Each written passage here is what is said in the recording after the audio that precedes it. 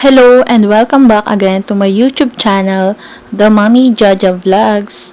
For today's video, magbabahagi ako ng mga pampaswerte sa negosyo gamit itong bunga ng kalamansi.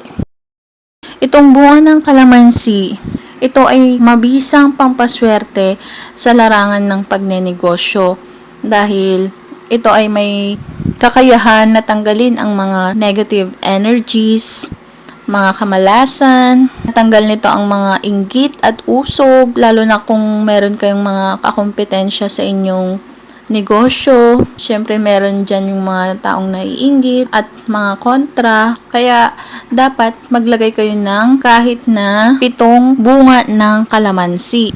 Ilalagay ito sa baso o bowl na babasagin.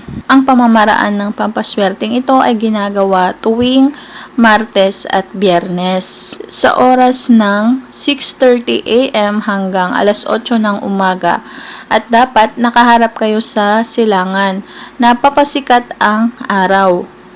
Dapat ang paggawa ng mga pampaswerteng ito ay dapat meron kang 100% na paniniwala at tanggalin ang mga negative na naiisip mo, negative thoughts. Dapat maging positibo ka sa lahat ng mga pampaswerte na iyong ginagawa at dapat meron ka ding 100% na paniniwala para ang mga ginagawa mong pampaswerte ay maging epektibo at tumalab. Napakadali lamang ng paggawa ng pampaswerteng ito. Kumuha ka lamang ng mga babasagin na baso o bowl at 7 piraso na bunga ng kalamansi, yung green na green ang kunin nyo at saka ninyo ito bubudburan ng kurot ng asin para mawala yung kontra, makontra yung mga naiinggit. At pagkatapos ay ibilad muna ito sa araw o kahit na 30 minutes o 15 minutes na pagbilad sa araw, saka nyo kukunin at ilalagay o ipapatong sa inyong mga cabinet sa inyong mga negosyo. Palitan lang ito kapag nakita nyo na ang bunga ng kalamansi ay nabulok at gumawa ulit kayo ng panibago. Siguradong ang inyong mga negosyo, ang inyong mga tindahan ay magkakaroon ng positibong resulta, magkakaroon kayo ng maraming customers, dudumugin kayo ng maraming customers, magkakaroon ka ng malaking benta at malaking kita. Basta maniwala ka lamang at maging positibo ka sa lahat ng mga pampaswerte na iyong ginagawa. Gawin nyo na itong mga pampaswerteng ito, wag na kayong magpatumpik-tumpik pa dahil ang mga iba ay ito ang kanilang ginagawa at nasubukan na nila ang swerteng dala ng mga pampaswerteng ito.